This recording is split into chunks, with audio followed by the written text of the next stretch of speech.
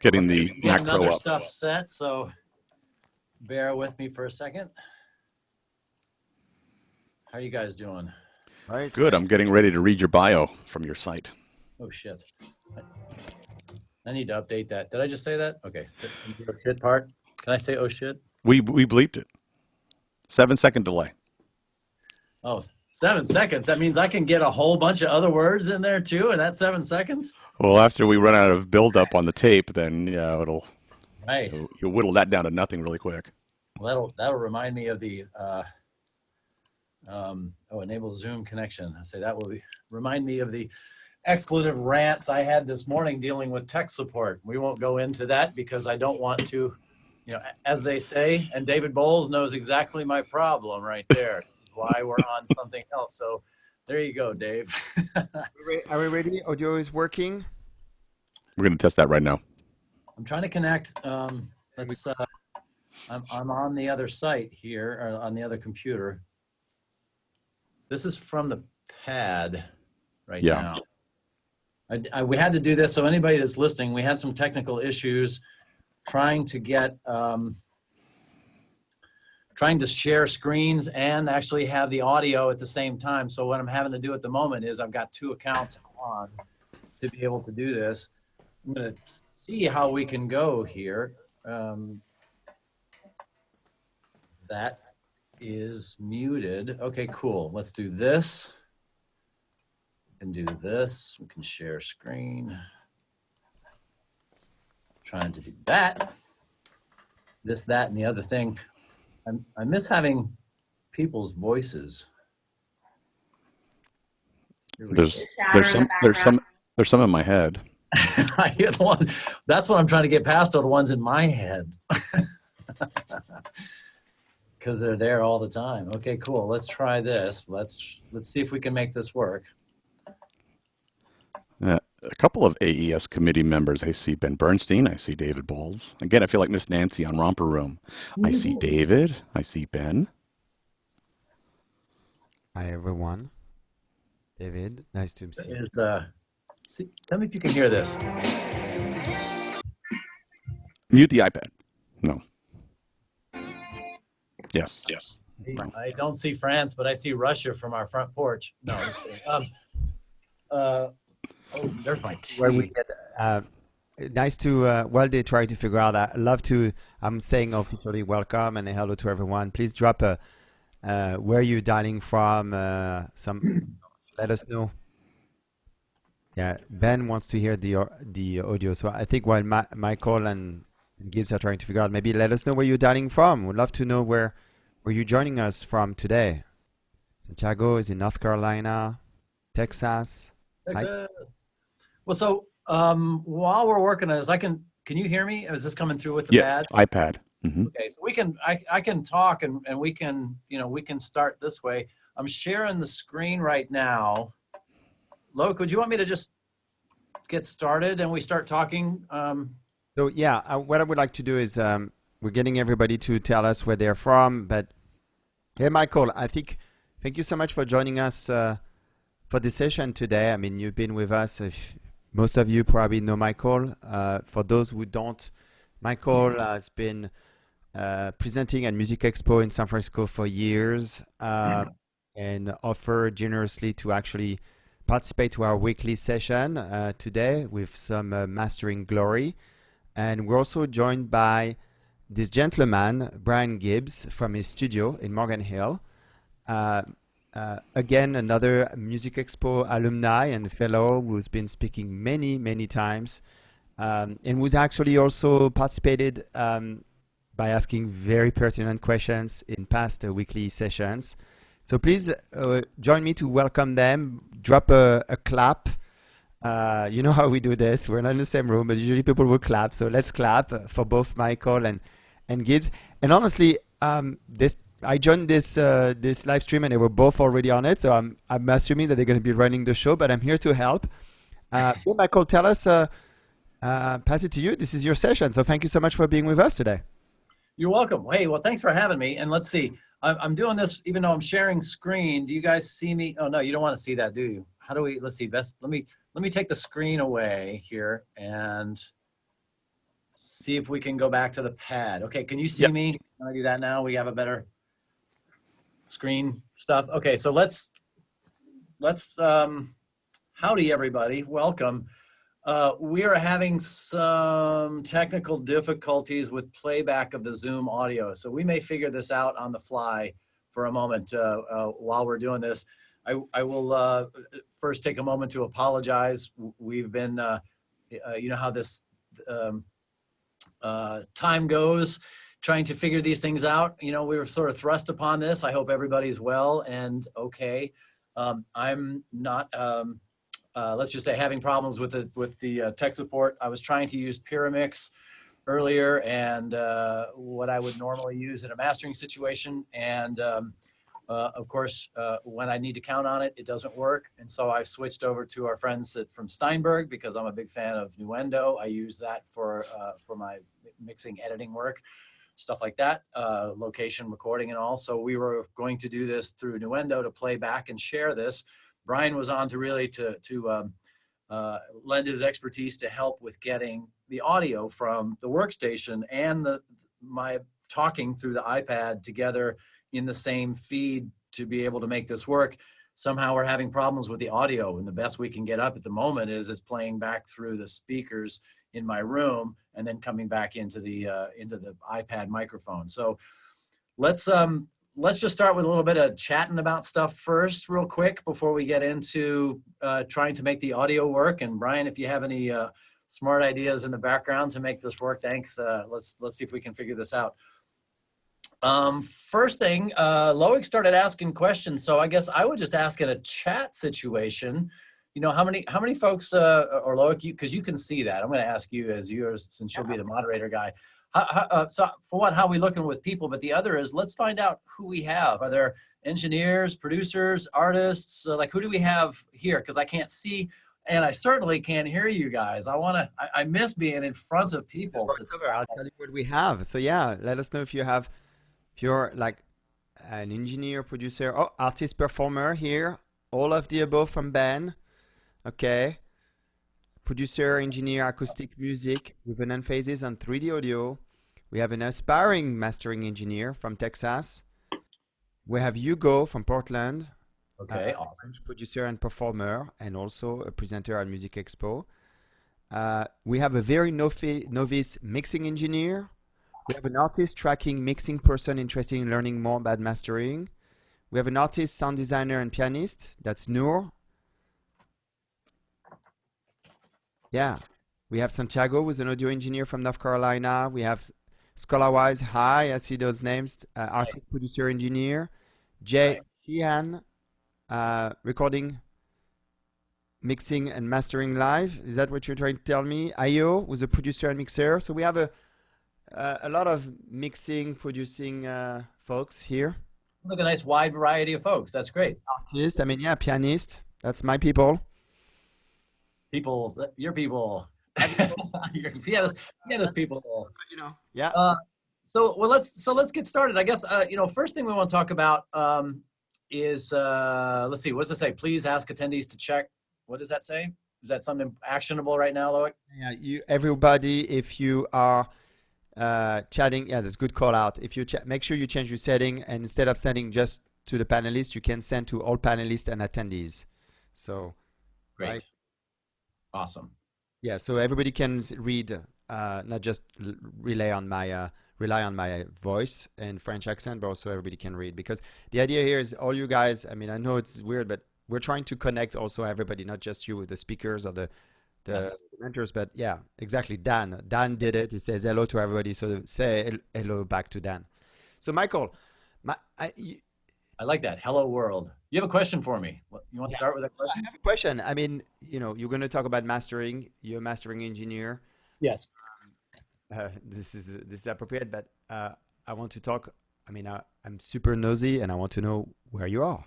Okay. I was moving to that to stand up because I felt really weird sitting down, and now I'm trying to get the camera thing right. So, well, let's do this. Let me back up literally and figuratively a second here. I want to get away from the window. Let's start with this. I am a mastering engineer at Coast Mastering in Berkeley, California. I have been mastering records in the Bay Area since, well, 26 years now. I've been mastering records. I've worked at or owned a handful of facilities around, and over the course of those years, and have just landed back in another spot. I've been building a room for the last year and a half, and timing, however it worked out, I moved in February 1st. I just moved over from the Fantasy Complex. I was there for about 5 years in that position. I mean, in that studio, the old Studio C, what was originally the room for Creedence, and then became the Foley room for the Salzans Media Center. And then after that was done, it was shut down for about 10 years and just left as a storage facility. And I took it over and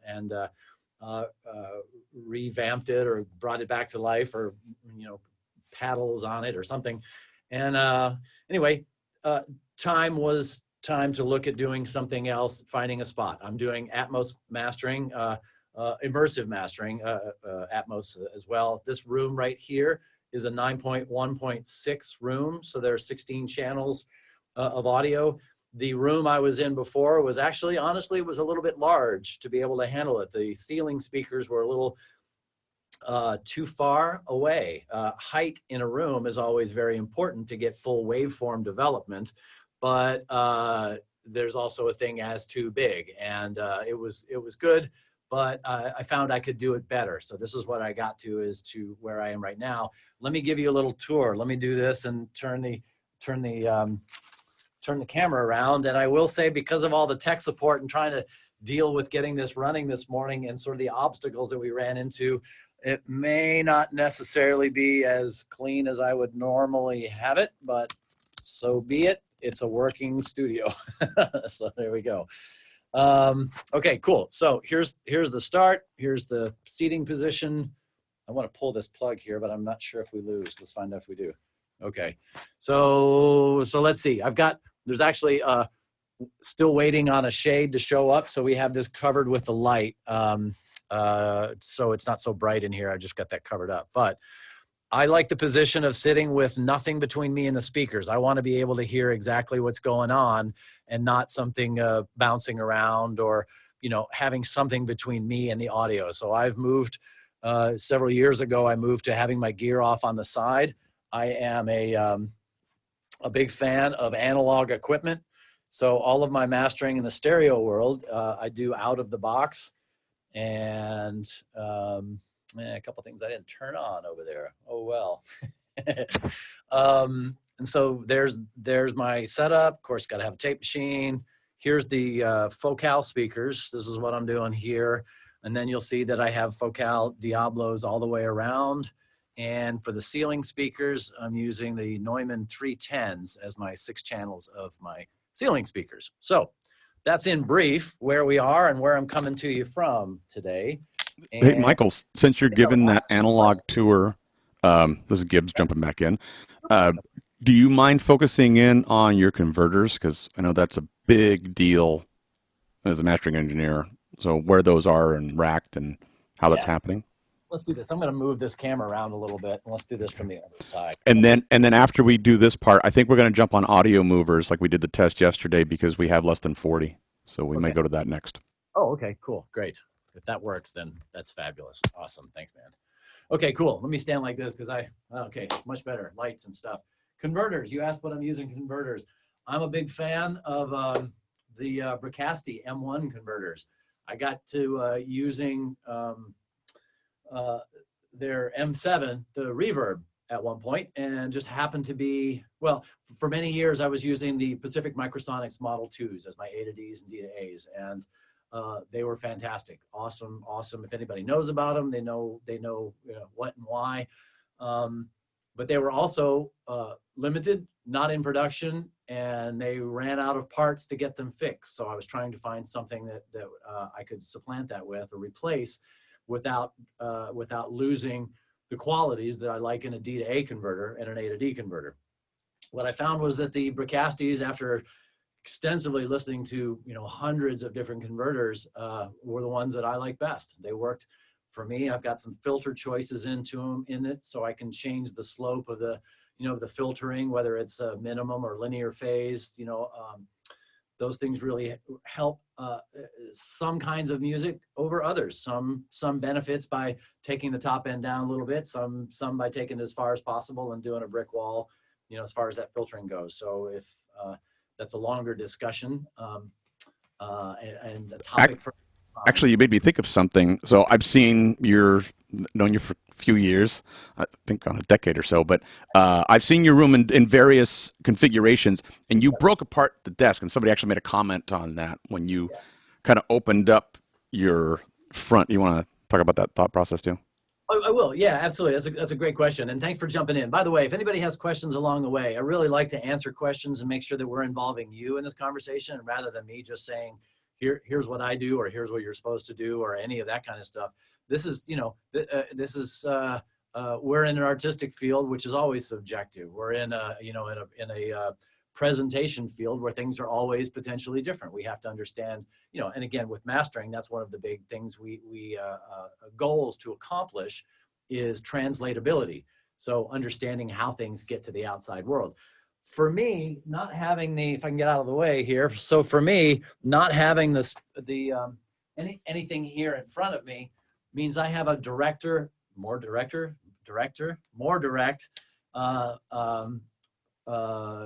sonic presentation. I'm hearing things as it's coming to me without something bouncing around. To talk about monitoring situations for a moment, when people ask, when I say that I'm doing work out of the box and all of my mastering is I'm using analog equipment to do so, to me that feels better, it sounds better, it's something that gives me control and a little bit of unpredictability-ness. There's a harmonicness that I like. There's certainly a convenience with plugins, and I'm not against using them if I need to for something. But for the most part, all the heavy lifting is done out of the box. So then when somebody asks me, hey, what's your most important piece of equipment you have in this room or any room that I'm working in? And most importantly, the monitoring environment is the most important piece of equipment, besides maybe necessarily the room itself that the monitoring environment is in, and my ears or anybody's ears that's actually listening to something. And the reason is, if the monitoring environment is off, then so are potentially all of your decisions. If you're making little adjustments based on what you're hearing, and let's say, you've got a dip in frequency at 150 hertz, in your room or in your monitor, in your playback, you're going to add more than needs to be there because you can't hear that a half dB is plenty and you're putting 3 or 4 dB for something. That's an extreme. I don't know that in a mastering situation I would ever necessarily, if I'm doing more than a couple of dB worth of adjustments in any particular frequency range, there's either something wrong or I need to move around somewhere else. These should all be really subtle, as few and as subtle as possible to get the job done for what you're trying to do for translatability, rather than getting in. I'm not trying to put my sound on your music.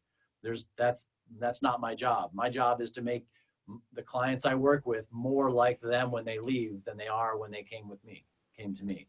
So a good question came up about handling that analog. OTR Mastering wants to know if you've got stepped controls. So my brain goes to taking pictures of the gear. How do you handle recall? So if somebody comes in, you've done what you've done in the analog domain. They love it. 3 weeks later, we know what happens. Sometimes they change their mind. Now you've got to pull up your entire setup again. Recall sheets. Is like my gear. It's analog. I've tried everything I can over the years. I've tried PDFs with checkboxes. I've tried taking pictures and storing them with the file. I've tried everything I can. I will tell you right now, a piece of paper, a legal pad. I have tons of these things. Legal pad with a pencil or a pen. I feel like if it's a crossword puzzle, I'm using a pen. So there you go. I don't know what that means. But I would, I make my choices. I list my gear in the order that I'm using it in. One of the things about my system here is that I'm using the SPL Hermes for my analog equipment for its routing. And one of the things about that allows me to change and have presets of different orders of different gear. and change the order that I want. And every session is different. Let me tangentialize for a second and say that every session starts with firstly listening to the audio, because I'm not going to make any decisions about anything until I've listened to it and I know what it's supposed to be, or I know what I'm hearing in my monitoring environment to be able to come up with a decision. Like, this is what I think this needs. The part about mastering, really is, sometimes people say it's voodoo and it's, chicken bones or monkey paws or fairy dust or unicorn something or whatever. Really, to me, it's about perception.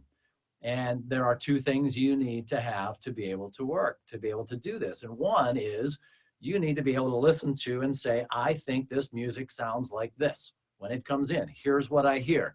Non-biased, non-judgmental, Zen body as much as possible, observer mind, as they say. You want to just listen and go, here's how this is. And to me, that's also an important distinction. It's not what is it, it's how is it? How does it present itself? Is it loud, bright, dull, dim, dynamic, compressed, et cetera, rather than, hey, that's polka. Wow, that guitar riff in that heavy metal song is awesome. Yes, they may be, and definitely that, but what we're listening to is how does it present itself? So then the next step is the second thing you have to have is an opinion of how do I think it should be. You have to use your opinions, use your judgment, use your experience, use your wisdom to be able to go, this is how I think this should sound or should be. Mastering is the process between this is what I think it is and this is what I think it could or should be, and how it's going to translate to the outside world. In brief, most people know what mastering, I would say that the two sides of mastering, the artistic side and the technical side. The technical side is really working with the manufacturer and the distributor to make sure that you best get out, you are best representing the content as it's coming to you, the music, the art, the artist. How does it get out there? How does it get duplicated, replicated, streamed, etc.? The artistic side of it is how does it translate and how does it feel? How does it work? How does it present itself? So does that answer Awesome. a long way to answer your question? No, that was a great setup for it. And you're right. What is the delivery? We're going to wind up on vinyl? Are we going to wind up on cassette? Are we going to wind up streaming? Like where is it going to land? That's a technical aspect of it. But what does the artist want? You're 100% correct there. So we're going to give you a sec. Oh, go ahead. And also now and in the future. Future proofing. Yeah. When you're thinking about delivery and you say this is going to be something for LP, but yes, might be high res downloads later on. So what are you doing to it now that will allow it to also be adaptable to potential future use? And format change, right? We've had that conversation. How do you go from 2 to 16 or from 16 back down to 2 or vice versa? But before we get down that path, because we do have a question on how many formats you deliver in and how you balance all that out and keep track of it. Also a question about immersive 360 and Atmos. But before we get into those, we're going to talk a little bit about you and also about your bio. And then also Loic's going to talk a little bit about Music Expo while you set up audio movers. Okay. So go ahead and if you want to get that set up in the window while we cover some other topics, yourself and a Music Expo, then we can have some audio. Is this the first commercial break? I'm listening, by the way. So if there are questions or things I can answer while we're doing it. All right. Audio movers set up. Yep. So while Michael's doing that, just a little bit about who he is. And he's Grammy-nominated mastering engineer. He's in San Francisco Bay Area, owner and chief mastering engineer at Coast Mastering, and also co-owner and founder of the analog tape label, The Tape Project. He's on trustee of the Recording Academy for San Francisco chapter, and also former chair of the National President's Council, former president of the SF chapter for the Recording Academy, and also on the National Advisory for the Producer and Engineering Wing for the Recording Academy. Since '94, Michael's worked to support the tradition of the diverse San Francisco sound and has become a national expert in the art and science of mastering. He's been a Mix Magazine, electronic musician at AES, spoken at NAMM, South by Southwest. He's been featured in Tape Off, Mr. Larry Crane, who we all love, PotluckCon, AES Mexico, AES Europe. Michael has started his audio career as a musician and live sound engineer in Nashville, where he quickly progressed to recording and mixing pop, rock, and alternative acts. In '94, he relocated to Bay Area to apprentice with. Paul Stubblebine. I just muted myself. Oh, and, yeah. Wow. Okay. Oh, To relocated to work with Paul Stubblebine at Rocket Lab and Ken Lee, learning the art and craft of the mastering engineer. In '99, became the chief mastering engineer at Sausalito's Plant Studios. 2001, reunited with Paul Stubblebine to build 2 new mastering rooms at the former location of Coast Records, which was at Fantasy. And now Michael has moved to from Studio C at Fantasy to Berkeley, where he's at now. And did Bob also help you with the new room there, Michael? Yeah, as a matter of fact, so Bob Hodes has been with me as an acoustician. Well, I think he's not technically a licensed acoustician. He caught me on that one time saying that, and I think that there's a definition of that that makes you certified. Bob's been tuning rooms all over the world for decades and is, unparalleled. But he doesn't necessarily have whatever the certification to say acoustician. So anyway, Bob's been working every room that I've been involved with in the Bay Area, except for one. Bob has been instrumental in and tuning, and this one more so than every other, because we were able to start consulting before construction, dimensions of the room. Then we start looking at the makeup of the wall structure, what needs to be suspended, what needs to be isolated, how much mass on each of the walls, where is everything going to go. If you happen to be building a room and anybody is working on something like that, I highly recommend getting somebody involved with you as early as possible. You can mitigate a lot of problems by having, for example, with Bob, when we came in here, when this was just a shell and a little more than a racquetball court, we were able to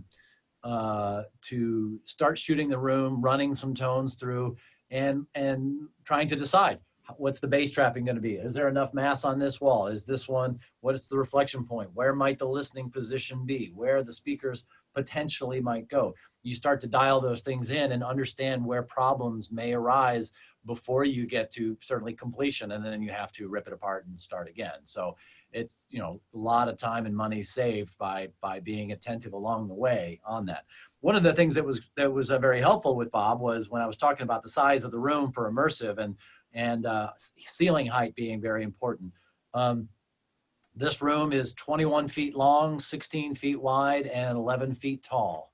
That's after the build. So just as a something that was very helpful working with Bob in is bass trapping. Rooms and bass is always somewhat of an issue. I couldn't go any deeper with it backwards. It's already that long, and I didn't want to lose that space. So we tried something innovative and to see if it would work.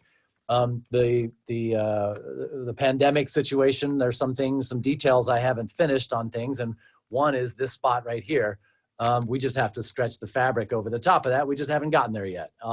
What that is that I don't know if you could actually see my amplifiers for the surround and rear speakers are up there out of the way, but there's another 3 feet of cavity up there that is stuffed with blue denim hanging on within the rafters. It's like a piece of plywood, denim on both sides, a couple of those going like this, and they can freely float in between the rafters. From the front of the room to about 2/3 of the way up, there's 3 feet of bass trapping up above. So we were trying to dissipate that energy that way. And if I hadn't been working with Bob, we may have been boxed into a corner to not be able to accommodate for that until it was too late. So just an example of why that's a great idea. Yeah, the early planning saves a lot. I know here we hired an acoustical company, engineering company, and yeah, saved a lot of mistakes. On the Audio Movers link. Sent that to Hannah just a second ago, by the way. You did? Okay, awesome. She's got that.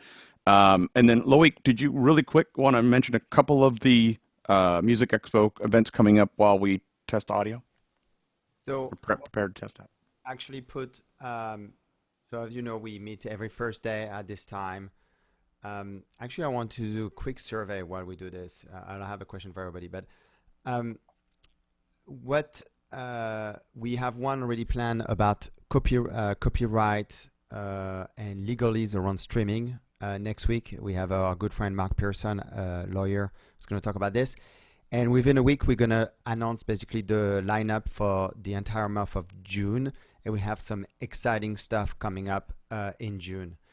One of the things that I want to break today, you will all hear about it for the first time, but we're going to bring, 2 weeks ago, we had a music expo at home, if some of you are aware, and I think some of you are aware and we're attending. And this was in replacement of the event we're supposed to have in Miami. And in July, we're supposed to go to Mexico, and unfortunately, we're not going to Mexico.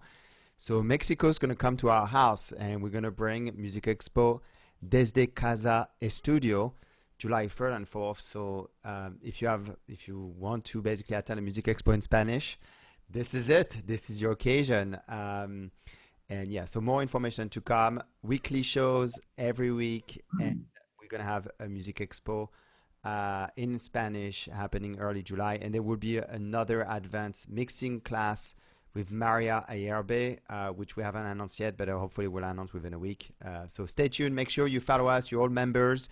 Also, another call out that I usually do at the end of the session, but I'll do it right in the middle, is that this session is recorded, so you'll be able to see it. However, I don't guarantee that the audio that we're going to listen now will be part of that recording, which doesn't matter. You know, what's important is for the people who attended today. So you all got the Listento link. I highly suggest to open it in Chrome because of Safari permission. Usually it doesn't work. So make sure you open this link that Anna just dropped in the chat in Chrome, and that should open basically the listening environment in HD. And you won't have to worry about any clearances because you won't be capturing the audio in the recording. So you can post this anywhere you'd like. You know, I will say that I'm sorry about the technical difficulties. I really wanted to spend some time. I'd love, Loic, thanks for having me be in person in previous versions of this. As we've done this many times, I love doing it. I love having the questions and people in front of me and the interactiveness. I love being able to play something live, hear it for the first time for me, make decisions and show people the process. Like, here's my thought process. Here's what I'm observing. Here's what I'm doing. So, Michael, what we're going to do is, what I'd love you to do, if you don't mind, is start playing, and we're going to ask everybody to drop a one that they can hear through the live stream, that everything's good, and then you go through the session. Thanks, Steve. Good. Just play. I'm hitting play with audio movers, streaming now. Steve. Anybody? All right. I'm not hearing it, but because I'm not listening to my own advice, I open it in Safari. Yeah. Well, I know I have it up, but I don't see anything on the meters. In Chrome or Safari? In Chrome. I'm hearing it play back here. It may have been all that clicking we were doing earlier to try to get it to Zoom when we need to redirect some things. Connected, but the playhead is not moving. Loic, I'm going to put you on the spot here for a second. All right. Can we just keep doing this? But can we do this again? I want to get this audio part right. I really want to get this, and the messing around. I mean, we spent hours trying to get this to be able to do to be able to play, and so we can actually demonstrate live. Not having much success with that at the moment, and I want to make it right. Well, Loic, if you and Hannah are able to make that work, we can do a listening side of it. There's plenty of things that we can listen to, especially even from the questions. Just having this as a dialogue, and then having the audio in another day. Yeah, if we could do audio, maybe we could do audio. If you're not hearing it, and I'm seeing some of those things come up saying no audio in Chrome either. I'm hearing it. I'm seeing it stream. Can you share your screen? I can.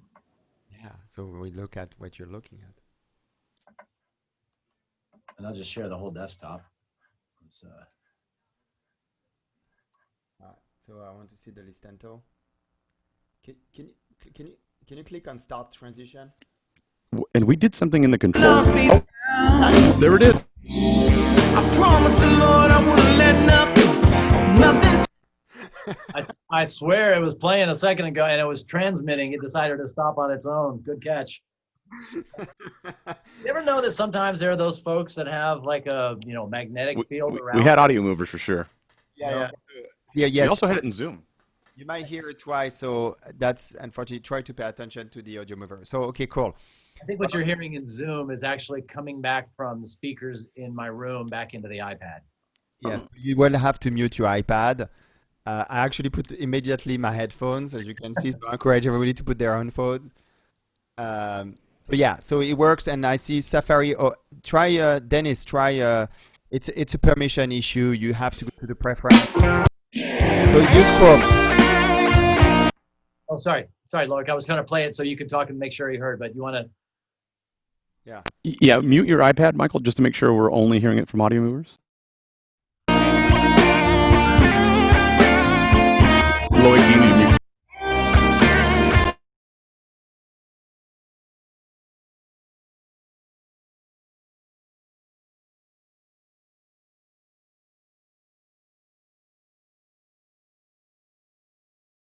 Yeah, it's awesome. It's great. Perfect. Okay. Okay, cool. Let's hear. Are you guys hearing that in stereo by chance? Oh, yeah. You do. Oh, hey, Gibbs. Thanks for the help getting the stereo set up earlier on that. So, but the audio movers is supposedly supposed to do that anyway. So hopefully, whoever's listening on, they couldn't get there and doing it on the Zoom, hearing that. Let's before I get into that, then, since there were a whole bunch of questions. Yeah, you know what? Sorry, Hugo. I'm just playing it back right now, straight out of the workstation without any adjustments to it. So. Yeah, but I think that's part of the conversation, right? You got three different sets of content there, so that's the mastering world. Yes, exactly, and you know what? Those could in a real world situation, those could all come from the same engineer in the same studio in the same band, and could be like that. That's one of the things we deal with as mastering engineers is the as I like to say, creating a body of work from a collection of songs. Do you want to play a little and talk about it? There is some questions in the Q&A, but those questions we can get to a little bit later. Let's go to some recommendation, Michael. When you play, say I'm playing, so yeah. people will know, and then when you stop playing, I just stop playing and you talk. So you give the cue that when you play, don't play. Yes, and you know what, and that'll be good for me too, because then I can make sure and mute the pad's microphone. But before we get into that, then let's see if there are any questions that we got to this point that are worth hitting first before we. Sure. So there was the question around the delivery format. So Ben Bernstein, one of our AES committee members, thank you, Ben. He's wondering how do you deliver that, because you're talking about vinyl or streaming, and the streaming platforms seem to be a moving target, -16, -14. How do you deal with what the artist wants? The band comes to you and says, we are going to make CDs, we're not going to make CDs, we are going to do vinyl, we're not going to do vinyl. How do you keep track? Is it on your legal pad? Like, where do you, because you're going to have multiple output. Well, so that's a great question. Should I go back to I'm going to stop the screen share for a second. So that way I can look into the camera wherever it happens to be, and well, maybe it's over here, or maybe I can do it this way. Yeah, you know what, Ben, that's a great question. Is what are the deliverables? And of course, the deliverables are different for everybody every time. What are, who's going to put out what when? And as we had said even just a few minutes ago, when is now, but what about when being later? What are you going to do with it after the fact? There are some things to pay attention to depending on the format. I'll just state first thing, best case scenario is that for every type of format, there is a separate master. For example, making a loud CD master is not going to serve well as a vinyl master.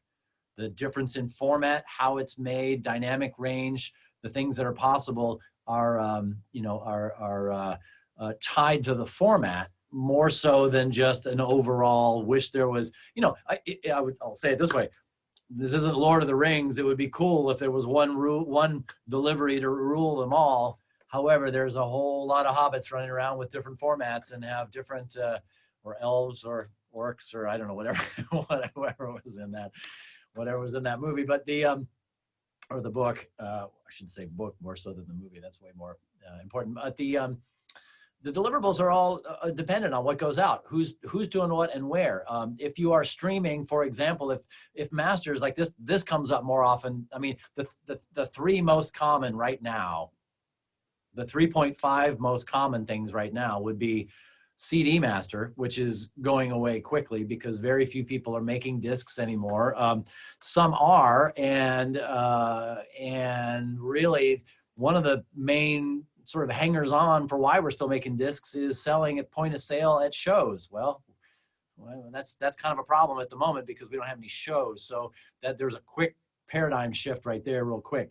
Streaming, so getting high res, let's just say high res files out there to the world. There are, the Tidal does, Deezer does, Qobuz does, the HD Tracks. There's a whole lot of places, Blue Coast Audio. There's a whole lot of awesome places to be able to buy and or stream music, so high-res music above what we call Red Book Audio, 4416. That 4416 is what CDs are, and it's very limited. So I will say, from my standpoint, the fact that we're getting rid of that physical media allows us an opportunity to go higher, not a reliance on the bottom of the barrel of MP3s or AAC files, things like that are highly data compressed. We want more. We want to hear more about the artist. We want to listen to more of their content. We want to hear deeper into the details of their craft and their art. So this gives us an opportunity to do that. The levels, however, are different. So there are some delivery level recommendations to make sure if you know something is going off to a particular format, you want to make sure you have the right streaming for this one, high sales for that one, CD for here. Then you have things like LP masters, and LP masters, again, with a limited dynamic range of just over 70 dB for LPs, you do not want to give them a highly compressed audio file. For all of the benefits of what people get out of the perception of vinyl, giving a loud cut, let's just say less than dynamic audio is going to cause problems, for one with the cutting head, but the other is going to make the content not sound very good. You're not going to be realizing the potential that it does have for its sound. So there's that. If high res files going to some place, if somebody's going to buy them versus somebody's going to stream them, then we're also, to add one more or a bunch of different things to it, is the immersive audio, because now we're in a wild west. As many of you know who are on here, I know are doing immersive audio. There are different formats, and the different formats have different configurations and different deliverables, different file formats, and different level. Although we're trying really hard to shut that gate before the horse gets out to deal with the levels of immersive audio first. And that's really important. If we understand, like as an example, we do not need to overcompress immersive audio. There's no reason for it. There's no shuffle. You're not shuffling. Well, I guess if you get into streaming, maybe perhaps it is. However, the deliverables on that mean that there's an average loudness level that the streamers are also hanging on to or trying to maintain. Therefore, things even in that world will be somewhat consistent throughout, no matter how they're being delivered. So we do want to pay attention to the dynamic range and keep it as much as possible. That's a sort of a quick overview of the different files, Ben. I'm not sure if that answered your question, but I'll just say there's a whole lot to keep up with. Gibbs, to your question, sometimes that gets written down. Like, let's say, for example, this session right here.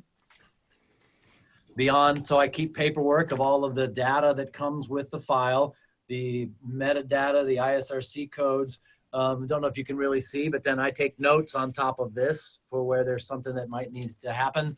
Then I'm making my adjustments, and then from there, I may go back and make more changes to it. So every song has its own documentation, and every deliverable also does. It's not uncommon that there's going to be different deliverables even within the same, let's say, streaming files. If you're doing streaming files may have different ISRC codes than the CD file, for example. So I need to keep those separate to make sure the right ones get to the right places. The other piece was you were talking about the immersive piece and how I'm not going to make any comments. I'll just ask the question. How do you handle like what you receive? Like what's the dialogue with the mix engineer to say, how do you know what's coming? Are you getting 16 stems? Are you getting 128 objects? Are you getting, like, what does that conversation look like? I think that would answer Santiago's question because he wanted a little more elaborate answer on the 360 immersive or Atmos.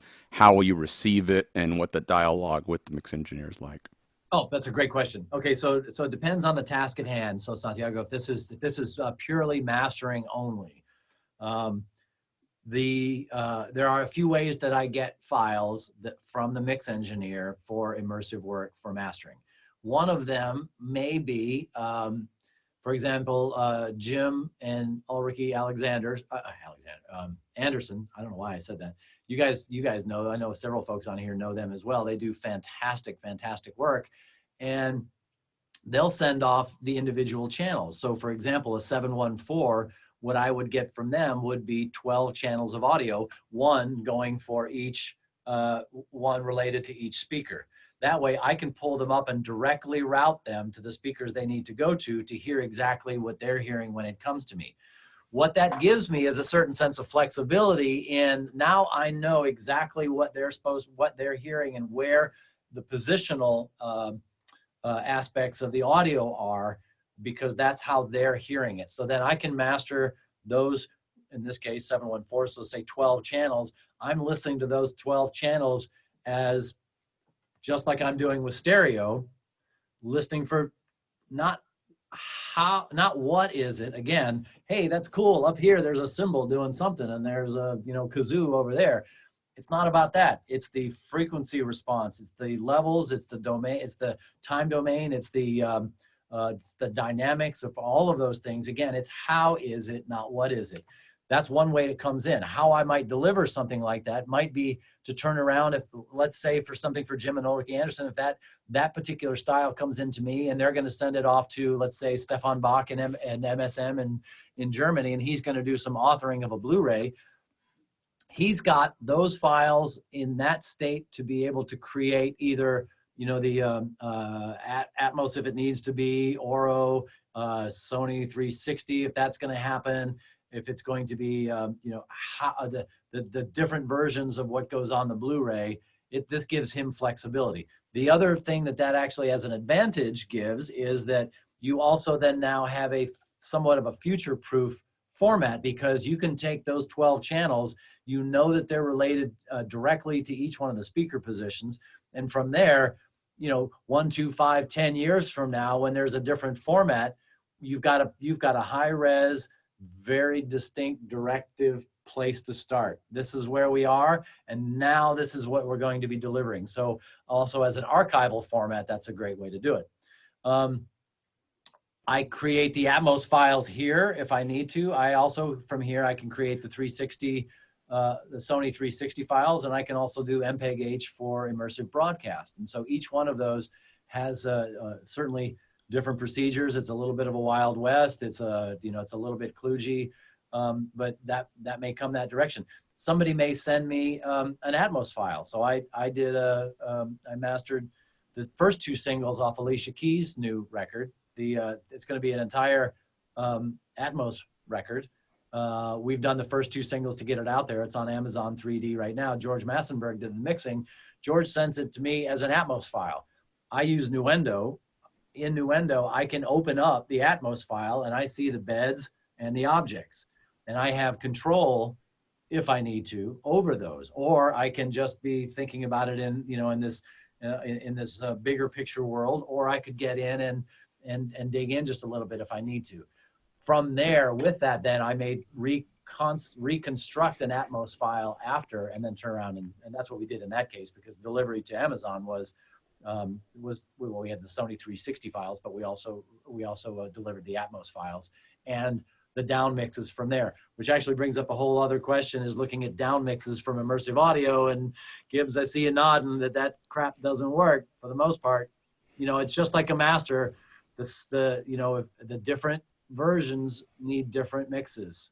Because yeah, and that was one of the questions actually. Noor asked that, and I know you were headed that I assumed you were headed that direction, and then it is where you landed. How you handle ambisonic versus speaker playback, and it really is that you answered the question, which is you need to deal with it. And there is a binaural renderer. Like if you use, well, I don't know, an external RMU wouldn't have the binaural renderer, but the production suite would have that. So you could listen on headphones through the digital production suite, but then eventually you're going to wind up in the RMU for your Atmos delivery. I would think the external RMU. Correct. This is there's a great tangent there too. This is a wild west as far as binaural or the headphone versions, and who's doing what, how are the algorithms handling that, and how effective are they? And sometimes it depends on what style of music it is. If it's something that's like a big rock record, then there are, possibly ambient cues that are not as necessary as they might be, or overtone wise, as in classical music, someplace that's big and open. So they do depend a little bit on that. There are a handful of, I mentioned a couple of softwares, like I'm using Nuendo. For that, we have, as far as delivery goes, I have, like I said, MPEG-H for broadcast, the majority of the world.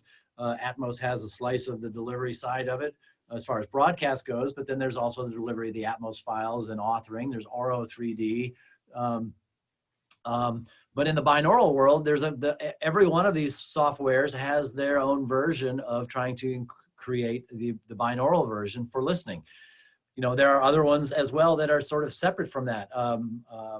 Spat Revolution is a great program, by the way. It's something completely separate. Comes a little bit from the outside, from the, let's say, theater or live production world, but it actually does a great job with handling routing and placement and speakers and all of that within that realm. There was another one I was going to mention. Surprisingly, by the way, another one to check out for immersive audio is DaVinci Resolve.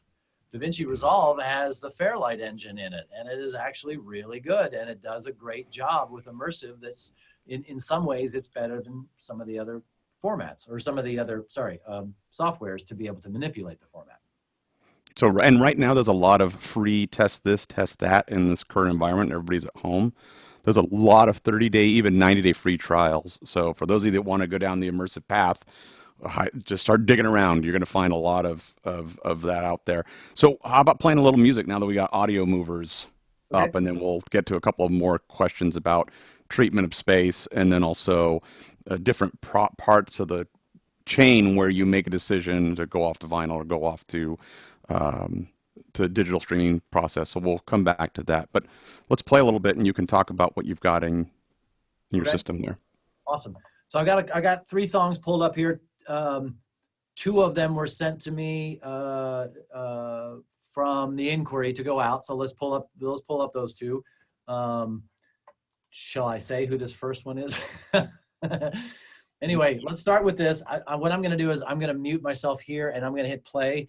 I actually have not listened to this at all. I have no idea, other than to know that there's audio. I don't know what this sounds like. So for me to give my first impression listen, I'm going to mute and turn it up and listen for a minute, and then I'll be right back. Michael, we're going to look at your screen or look at you? Great question. Let's do the screen. We can look at you because... Right, because I'm on 2 different things here. Absolutely. Thank you, Lois. Better? There we go.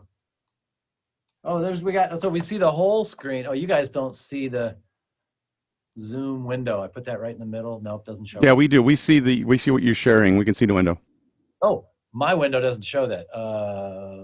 That's fine. Oh, you know what it is? That's fine. Okay, I'm going to mute. Let's play.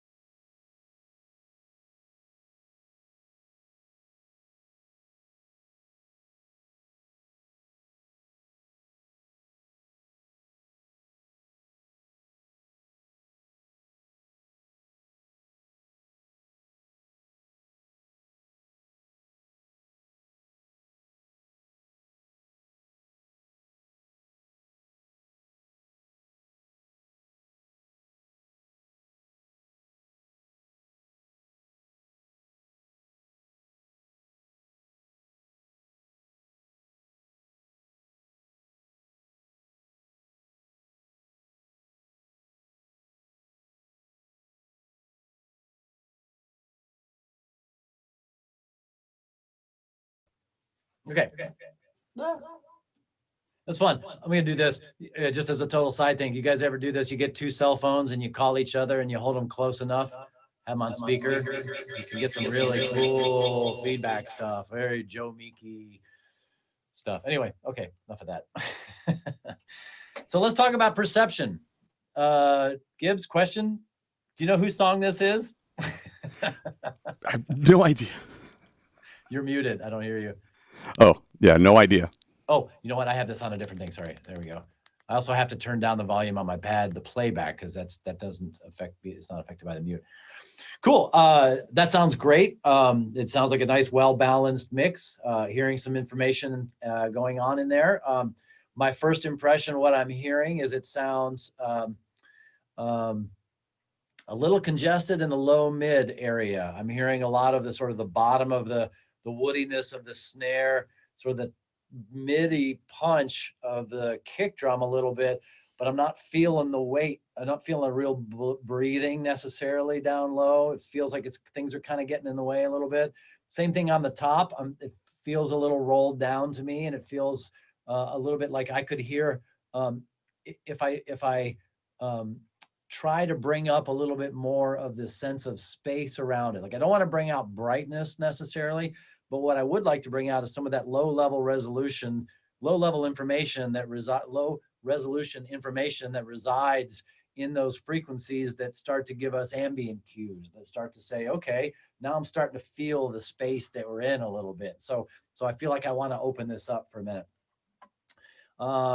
Quick all apologies is that we're not able to do this out of the box like I wanted to do at the moment. And this is where we do a round two, because I have all my gear, I'm plugged in, I'm ready to go. I'm seeing it in, but we can't get it back into something that you guys on Zoom or even the audio movers at the moment can hear. So one of the analogies I was thinking about when you were just talking is something you've told me in the past, where it's like thinking about like a multi-band compressor. You've got all these 8-ounce glasses of water, and if there's too much in the low and the low mid, then you can't have too much in the high mids, because you've got to pour all of that into your stereo output, right? So they've all got to go into one glass. So yeah. So it sounds like what you're saying is like by pulling some of that low end out, that will bring out some of the high end detail you're missing, I think. Sort of. Let me expand on that for a moment, because before we get to that, that's a great point. It's close and it's on. And there's actually a couple other things about that. So to what you're saying about the glasses, I have this when I talk about workstations and levels and things like that. I think what you're referring to. Well, it sounds like if I move over, it looks like I'm talking into a microphone. Look at that little speaker. Yay. Okay, sorry. Stream of conscious tangential. Anyway. I thought you'd get a kick out of that. That was for you. All right. The thing about the glasses, when I think about that, is that if you look at, here's the rest of my tea. So let's look at that way. Real quick, if you think about the bus structure of workstations, every single strip, master output, group bus, VCA, well, VCA is not quite so much, but with, and the individual channels all have a fixed amount of data that can fit in each channel. And when you have nothing in it, you've got digital black. There's nothing, there's zero, all zeros. If you have it all up full out, 0 dBFS, meaning all ones, you essentially have a full glass. And interestingly enough, like physics, you can actually have some overs a little bit that act like surface tension. If you try to fill this glass with more water than it would take, you could actually put more in it. And that's kind of what happens in the digital world, a little bit like that. But the side of it is, if you think about energy, so with regards to what you were saying, Gibbs, the energy aspect of where the low frequency is think about the energy that's in each one of these glasses. And if you look at having a kick drum, a snare drum, a hi-hat, overhead, as far as even drums go, you've got all of these glasses that have, this amount of energy, this amount here, whatever's happen to be in that particular channels. But you put those into a drum bus, you're taking all of those and you're pouring all of that in there. What happens is you fill up the glass, and what doesn't fit spills over. Well, what spills over is you could say it this way. I mean, I don't know. You could say the heavy stuff goes to the bottom and the light stuff goes to the top. With a low level resolution, those tiny bits down at 23rd, 24th bit, those, or if you're even getting further because of the math involved and the mantissa and decimal points and rounding and, if you, that's a whole other topic, but you end up with all of this extra stuff that gets spilled out. So then you have got a full glass, but you don't have all of the kick drum and all the snare and all the hi-hat and all of the information that's going on there.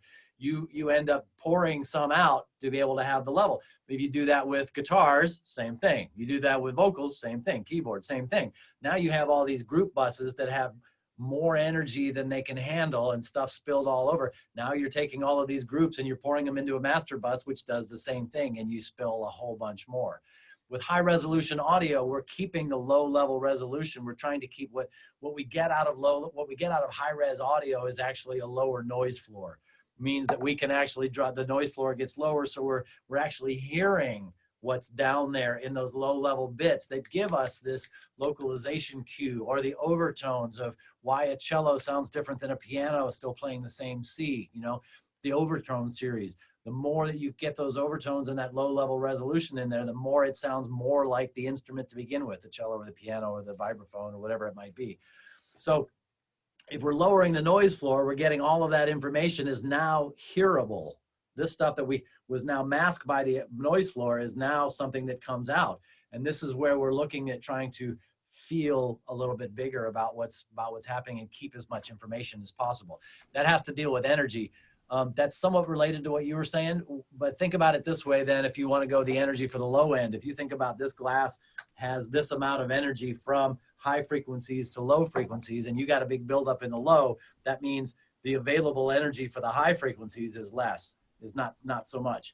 If you start to get rid of the low, then this becomes more apparent without actually adding to it. So in mastering, this is why for me, only doing, a dB, half a dB, quarter dB, dB and a half change, or 2 as an extreme, is that if I find that something comes in and I've got this and I need to, I listen to it and I go, you know what, this is too much. Question is next, how do you deal with it? Do you turn this up? Do you turn this down? Do you do a combination of both?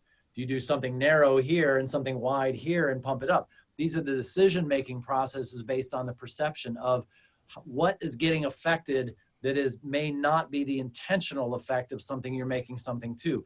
If you're taking something on the low end and you're trying to make some adjustments because it seems all kind of, boomy and weird, you start to take those frequencies away a little bit and that clears up, and all of a sudden the snare gets really bright or the vocals get sibilant. So then you have to find the frequencies that you can do the least amount to and still affect the change you want without damaging other things. And so really back to your initial, it's an energy shift. The first time I was really ever aware of that, I will say, was the I don't know how many people listen to Tom Petty's Wildflowers. That was a record that when it came out, it stunned people. Went, whoa, wait a minute! It's big, it's bright, it's also bright, it's also loud, but it also doesn't have a lot of low end on it. And so what I noticed about that is that there's that low end, but the going up above that is scooped a little bit. And what they did was they took that little bit of energy they scooped out and were able to put it at 5K to make vocals, electric guitar, snare pop out a little bit. So there was an intentional shift because there was only so much energy involved, and they didn't want to compress it more to try to squeeze more out of it. They wanted to keep it as they could, but shift the perception. That's one of the things about mastering is we can't change the mix at all. What we can do is change the perception of the mix. It's only 2 channels. And what's great about the way you described it in that glass analogy, which I've never forgotten that since you explained the first time, it's very impactful, is that you're getting something like you just played. Never heard it. It's been getting recorded and overdubbed over time. You're not part of any of that process. And an engineer could get focused on, I've seen this, I need that digital yellow, I need that digital. Why? Because you're building up all of this energy, to your point. So getting back further in the chain to the point that you don't need that. You've got so much resolution, especially if you're working at 96 or even higher, 192, and even 4824. You've got so much resolution available that, you don't have to cram every channel full to just have to try to squash it and then create challenges for the mastering engineer. Right, it's challenges, and it's it's unnecessary challenges for the wrong reasons. You know, that's the thing. If there was a point to it, if it saved some work, if it did some, like, there's like a whole laundry list of things you could say, but if it made it better, okay, cool. What it does is it kind of hamstrings us a little bit. When somebody goes, you know, hey man, you know, that's my sound. Like, okay, cool. But you're giving me, you know, -6 as an RMS. I can't really do anything with that. There's not a lot, like my hands are tied, you know, and I'm shackled to a park bench. Like there's just nothing you can do really with that. So you have some other audio in the track. Do you want to see how all that relates to some other playback you have? The different song you want to, is that what you're saying? Or you want to hear? Because I think you have 3 tracks, right? There's so many things I could run off with where we were getting to right there. By the way, so let's go back to the glasses thing real quick. Let's finish that. So at least we're clear on actionable items with that. Here's my suggestion. If you take something that is 44-bit, 16K, sorry, 44K, 16-bit, my T's kicking in, and you now go to 24-bit, you have, because that's an exponent, you have added 48 dB lower of noise floor. So now you have effectively said, I can take this file that you are pushing and drop it down 48 dB and effectively have the same amount of signal to noise ratio in your audio.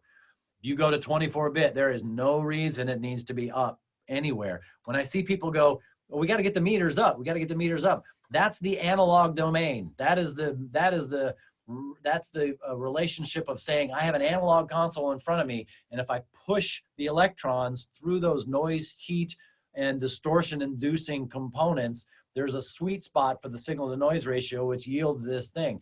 Doesn't happen in the math world inside the digital realm. Doesn't happen. So here's what we do is set your master fader at 0 and don't put anything on it. That's my recommendation is you should really never put anything on the master fader except perhaps a safety limiter just to make sure you don't have any overs. That's a debatable stance, and I could go into that in detail in another time. But if you then leave that at 0 and you have overs, that means what you're feeding it is too much. Bring them down. If you want to go back a step and say, here's the thing. In workstations, you get the better the sound, the less amount of math. If you're having to change a fader, you're doing math to pull it down 1/10 of a dB. If you're doing anything to it, you're doing math. So take it extreme and say, put your bus groups all at 0 as well. So they're not doing any math. If the summation of those bus groups are too much for what's going on into the master fader, the energy you're feeding those groups is too much. Bring them down. When you start to bring all of this down, what you end up with sonically, besides headroom and breathability and resolution and low level and spatial cues and all of the things we want, is actually it feels bigger. There's bigger low end. There's more cohesiveness of the sound because you're not getting rid of it. You're keeping the elements that give it those things. So there is no reason you can't deliver me, -20 files. Look at this second song. So this goes to your comment here, Gibbs, is here's another song within the same thing. Here, this is apparently a live set. The levels are very far down. You look at that, my eyes say that's low. I don't care. It doesn't matter to me. You know what? This gives me room to work. I can take it wherever it needs to go, no matter what, if I'm not tied, to stuck with something. So for those mixing engineers, does stuff like that, and they put that on theirs. They put things on the master bus because that's their sound, and because like compressors or whatever it is, if that's what they want. I would never ever tell anybody not to do something because it's they're doing it for artistic reasons. So always the question for everybody is, anytime you make a decision and you enact it, mixing, mastering, your perception says, I want to do this. Be able to say why. Be able to say and describe, I'm doing this because that kick drum is too low in the mix. Not, I read this somewhere on Gear Sluts that if you put 6 compressors on this is how you get a Manny American sound for something that Michael Brower took over and then sent to Ted Jensen. Like, you know what? there's so much to unpack in that. I won't go that that direction. So, But do so for the mixing engineers that are here, you can defend. This is why my perception says, and that's back to the topic of this whole thing is perception. What does my perception tell me to do? And I'm doing this because it's artistically correct for where I'm trying to get. Another song? and that's great, because I was just going to say, for mixing engineers that are looking to deliver to a mastering engineer, you keep going back to the original chain. You know, if everything's at 0, go back to the recording engineer and get involved early and tell them, move the mic, don't move the fader, Yeah. right? Right. Yeah, get your source to be, try to introduce as little color as possible to keep that original source. Yeah, and EQ in the first place, I mean, there's a question for some, for some class of students. Where did EQ come from? EQ was developed because it was EQ specifically to handle bad miking technique and bad mic placement. And Or bad specifically mics. in something in like high pressure, like broadcast, where you have to move really fast in the 40s, 50s, 60s. Like when you got to get going, you got to figure this out. It's on its fly and gone. You may not necessarily have the time to change microphones. So how do you deal with it? You add EQ to put together. Given the time and circumstances, move your microphone, change your microphone, adjust the angle of it. Picture in your head as a recording engineer, as a mix engineer, what sound do you want when you're done? When that guitar is done, putting a microphone up to a speaker and saying, I'm just going to put a 57 in front of it because everybody does. I'm going to capture it and I'll deal with it in the mix later. You just shot 1 foot, If you take it a step further and say, oh, in the mix, I'll let the mastering engineer, well, then you just shot the other foot, because, never leave the fix to a state later down the road. If you hear something in your head, make it happen. Move the microphone, pick a different microphone, take a minute. I'm a fan of, if this is a speaker, I like space. I want to hear the waveform develop. Sometimes that's not possible. Sometimes it is. If it is possible, choosing the right pickup pattern on the microphone will allow you to get that that sound that you want when you put your head next to it. And you go, this is what I hear. All of those things are additive to trying to picture the sound before you get done. Certain players in bands, guitar players, they don't put their ear right in front of their speaker to get their tone, right? So, to your point, where is the musician hearing it develop? And how do you make sure that energy develops and get that source before you start getting into the digital main and changing faders, moving that, capture the sound that the musician is taking so much time to try to create their tone? Something an engineer needs to do, and I see this I see this a lot, that this doesn't happen, is if you're starting to record something, put your head up, listen to it. Stand where if the drummer is playing and they're doing this, walk up behind the drummer and hear what they're hearing. The guitar player is playing, it's an acoustic guitar, walk up and go, where am I hearing? Move around, turn sideways, try things. Where is the sound that I'm looking for? I see people do that with upright bass all the time. They'll just stick a microphone near the bridge and go here. That's the worst. No wonder it sounds like ass. Think about it for a second. Maybe if you just move it a half an inch, it's going to be better. Maybe you put an Omni on it to get that lower octave and you can back up a minute. Now you've got a big full bottom with definition. But if you're playing next to a dobro player, especially a national or something that's amazingly loud acoustically, that may not be possible. So then you adjust, or you figure it out, or maybe then you choose a different microphone but it's the choices because of where we're trying to get to is really important. That translates to mastering exactly the same way. We're talking about this from a mixing standpoint or a capturing standpoint of files, but same thing with the mastering. I sit and I listen, and the job is listen. How is it presenting itself? This is why I think very strongly that the mastering engineer should never be the mix engineer on the project. Your perspective is different. You can't take the hat off that says, what is it? It's hard to get to how is it. So sit back and listen to it. You'll go, oh, here's what this is. Here's how it's presenting itself. Now, I could, in this earlier scenario or however I was doing this, and go, there's so much low end on here, I could just easily go in, let's just wholesale bump this up. And now technically that's right. But does it sound good? Don't know. Probably not, because now you're boosting a whole bunch of stuff that is based on perception that the mix engineer had. More than likely, the room, in a case like that, would be that the room doesn't have as much low end in the playback, so their perception was off. So they're adding frequencies that they can't hear to try to make it to them sound like this in their mixing room. To me, it sounds like this. Here's a consideration for mastering is I take this and I say, okay, cool. How are we going to make this translate to the outside world? We do whatever we have to do, called like bunch of little movements or big movements or however it happens to go. But let's say we get to something that sounds pleasing. You take this back, I send this back to the mix engineer as a reference for mastering. They're hearing this. I've taken this down. Now they think it sounds like this because they're listening back in the exact same spot that they made this decision on.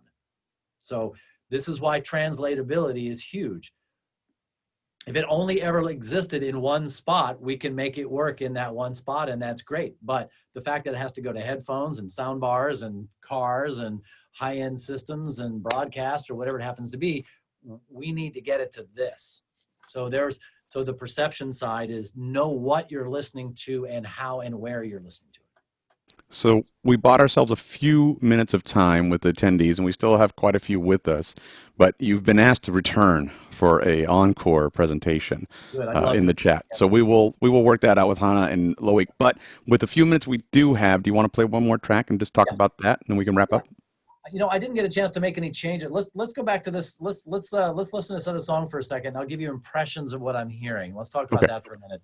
And then maybe if we want, we could look at making some adjustments if we have time, I don't know, to either one of these. Again, I'm in the plugin world at the moment, which is, you know, nothing wrong with that. Not my preference, but I'm going to mute my audio. Let's listen.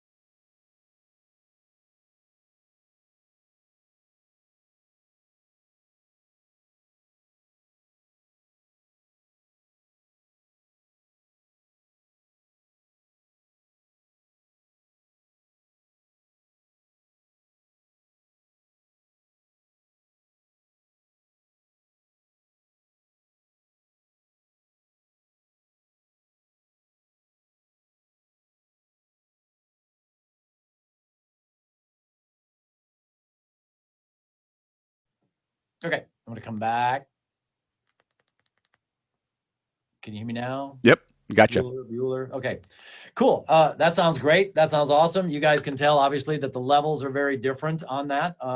Not the same mix engineer, not the same band, obviously, and not unlike getting a compilation and to get stuff all the time that comes from different places. Especially, I was just doing something last 2 days ago. I have to pull this up because I'm fans of these guys as well.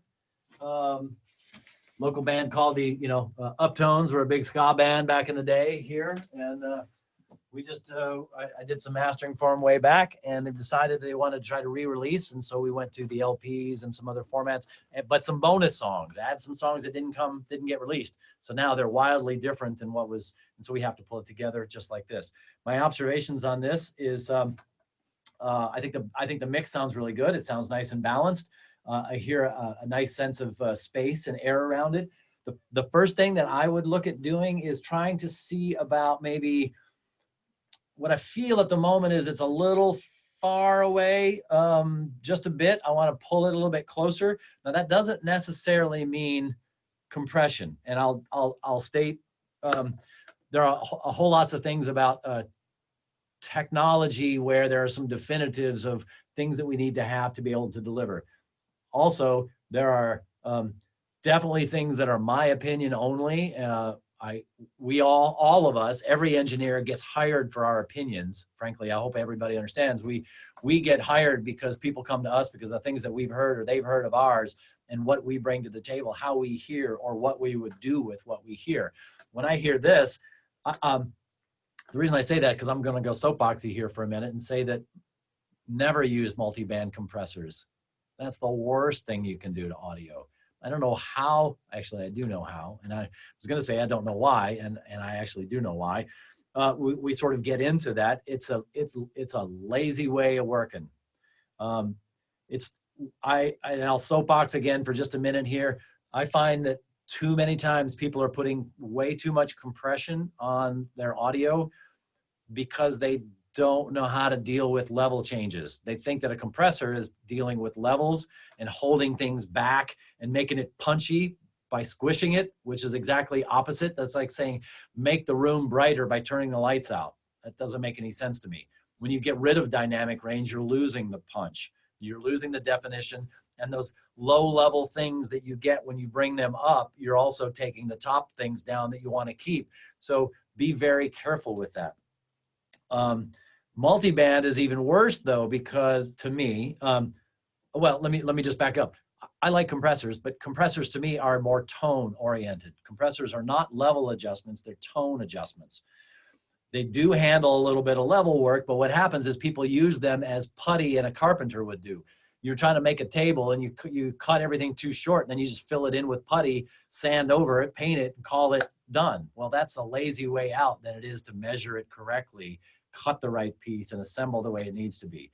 It's a stopgap, or it can be a stopgap thing to solve a problem, but it creates others. When you get into multiband compression, what you're doing now is you're taking something that has, you know, let's say the drum set is this far, you have low frequency to high frequency of drums, but if you take the middle band and say, I'm going to compress this a little bit differently, now what you're doing is changing the relationship of the dynamics of one thing within itself to the rest of itself. So these things don't have something in the middle. If let's just say you're taking the center band of a 3-band across the drums, you're now changing the relationship of the attack of just this, which is unnatural from what you're changing. Like, say this band is at 1K, like say you got 500 to 1K and you're going, I'm going to compress this a little bit, but there are components of the attack of the snare that's at 1.5 and 2 and 3 and 4 and 5 and 6 and 8K, you know, and down below. Now you've changed the relationship.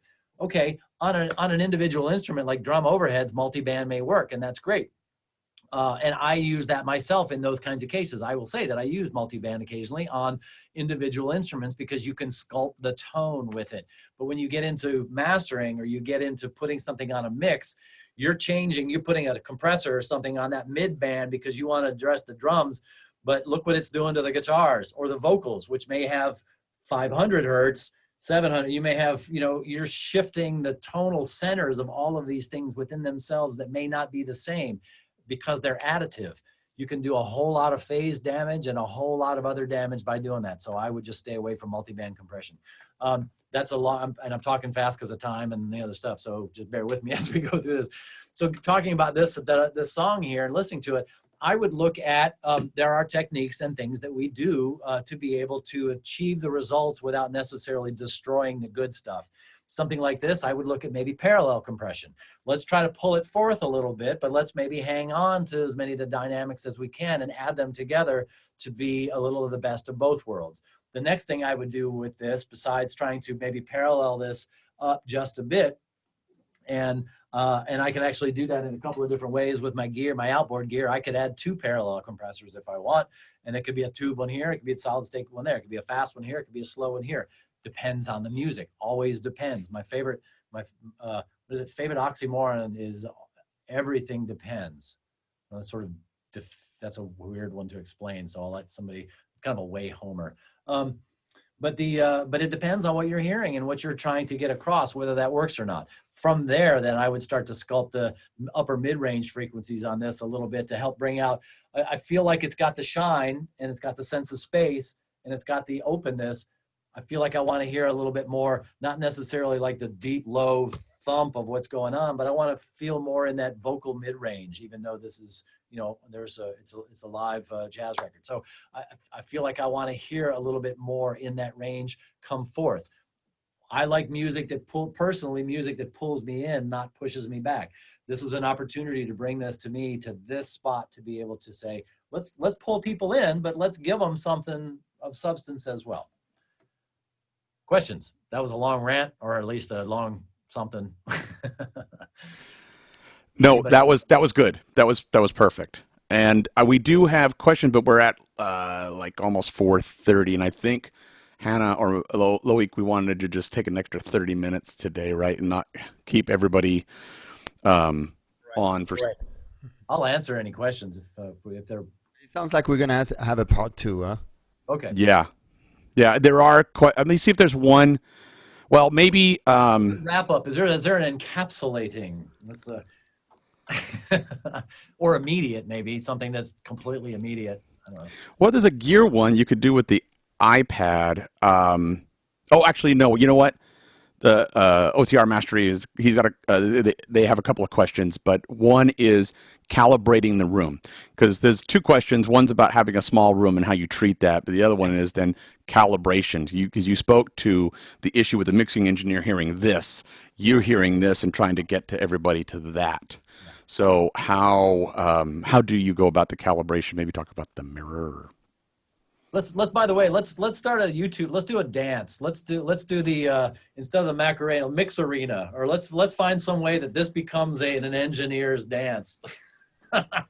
Maybe we can make it viral, make some money for somebody, Music Cares or something. Yeah, maybe we could do something like that.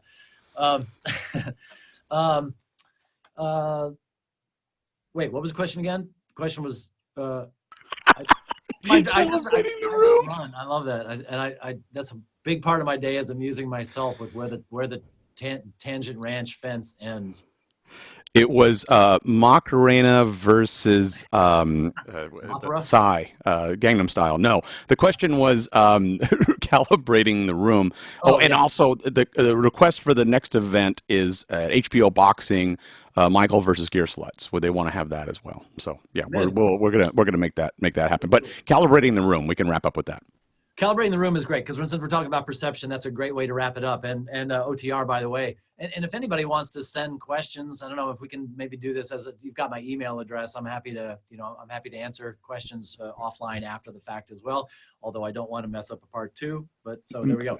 Mastering at Coast Mastering or Michael at Coast Mastering? Which one? I'll put it in the chat. Michael at Coast Mastering. That's directly to me. Mastering at Coast Mastering goes to my manager.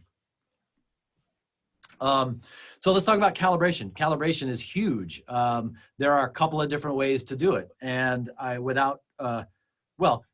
said that I use Bob Hodis as tuning. So as a tuning person for the room, 2 ways to tune a room. There's got to be a joke in there somewhere. Two ways to tune a room would be with a tuna fish. No, sorry. Exactly. There's an REO Speedwagon song. There's a, you remember that one? That was an album, right? You can't tune a tuna, but yeah, that was an album cover. They had the tuning fork in the fish. Yeah. In the fish. That's what it was.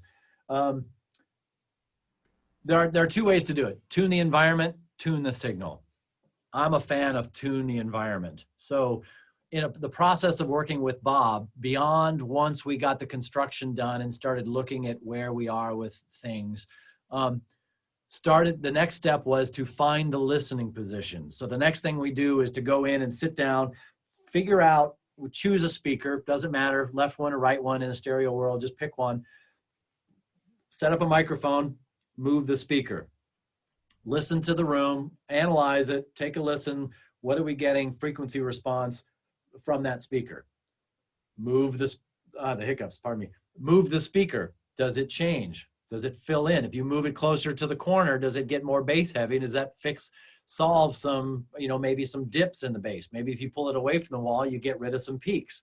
If you move it left and right, if the listening position goes forward or goes backwards. So there's a couple of day process to find where that one speaker goes. When you find that listening position and that speaker, what you want to do is, as Bob would say, percentage-wise, 80% of the sound is everything that's in the room, speaker positions, furniture, stuff like that. 15% of the next 15% of the sound is how do you treat that? Do you have reflective surfaces, absorptive? Do you have diffusion, combination of bass traps, all of those things? Those are going to affect the sound. The last 5% might be adding EQ to the system. There might be things that you can't quite get to through natural acoustics or components or furniture or bodies, having people in the room, meat baffles, as I like to call them, changing the sound in the room. That's a joke. And the other side, so what we did was then we move things around, we get to the whole spot and we tune them.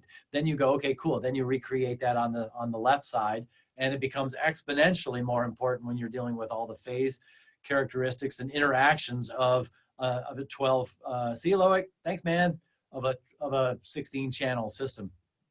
So when you get into that, you know, how are they going to be interactive? Then you're dealing with levels, you're dealing with frequency response, you're dealing with time alignment of transients or impulse responses to get to this one position.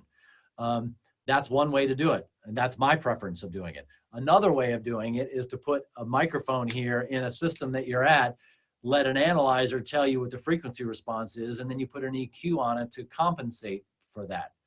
Effective, yeah, somewhat, some more so than others, but what you're doing is you're changing the signal, not the things that are causing the problem in the first place. It's like, you know, it's like taking an aspirin for a headache rather than pulling the nail out of the side of your head because there's a nail in the side of your head. And aspirin, that's a weird, I don't know where that came from, but it's solving the symptoms, not the cause of what's going on. So my personal preference is to do it by being as minimally invasive to the signal as possible and do as much as you can to the things that are affecting the perception ahead of time. Does that, OTR, does that answer your question? That's kind of a quick way to do it. But calibration, then you want to look at levels, you want to look at listening, you want to look at how the levels are in the room. I don't listen very loudly. What I find myself is about 80 dB, about as high as I get, you know, mid 70s, and occasionally I'll check. Because the Fletcher-Munson curve changes how we listen, it's also important I turn it down and then let's see how the frequency response is, and then I'll turn it up. I always do it that way first, because if you turn it up first and then you go down, it's not unlike looking at a bright screen. Your pupils take a minute to relax. You look at a dark spot after looking at a bright screen, you see that square. You know, our ears do the same thing. You give them some noise or some distortion or something loud, and then you take that away. We still hear that residual for a little bit. So be very mindful of what's happening when you're perceiving stuff like that. So I always start down if I'm going to listen, then go up. But I also have to be cognizant that if, at 85 dB, I'm going to start to activate, I don't know, some hard surfaces, not in this room because I took care of that in the construction. In the other room, however, if I got up to about 85 dB, the walls would start to do this. And it would be additive to the sound. That was not what I was listening to. So I would possibly make decisions that were based on the physicalness of the room, not the content that's coming out of them. So tuning a room is really important. That's perfect. And that addresses one of the questions ScholarWise had, which is on how to do that, which we can get to in episode 2. So Michael, thank you very much. And I'll turn it back to you. Hannah, well, by the way, real quick, I just, Gibbs, thanks, man, for moderating, and Loic is already gone, and I wanted to say thanks for that, and really thanks for helping me try to get this audio set up. I promise, part 2 will be listening and adjusting, and I will play with stuff, and we will do things live. And Hannah, you're so awesome. Thank you for really trying to help get this sorted, and I want to thank everybody that's listening. Thank you for having me. I'm really happy you guys are here. I hope it was helpful, and I'm happy to help and carry on. So thank you for being here. You guys are great, and great questions. Yeah, thank you, Michael. Thanks, guys. Everyone clap for Michael for sure, because he did an awesome job. It's always difficult when there's last minute tech issues, and it happens to the best of them. It does. So thank you, guys. Be sure to follow Music Expo SF, as in San Francisco. And there you can find all of our upcoming events. And we'll be sure to do a part 2 with you, Michael, because you are a wealth of knowledge, and I know a lot of people would love to hear more. Oh, thanks. So, yeah.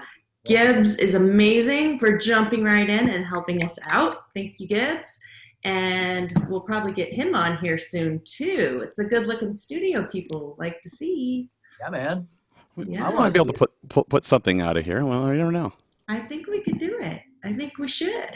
And yeah, thank you very much, everyone. We're going to wrap it up here. Thank you for staying late with us. I apologize that we ran over, but we will bring to you part 2 soon, and look for an email from us. Okay. Thanks all. Have a good night. Stay safe. Thank you so much. Do good work and listen well. Enjoy. Happy listening. See y'all.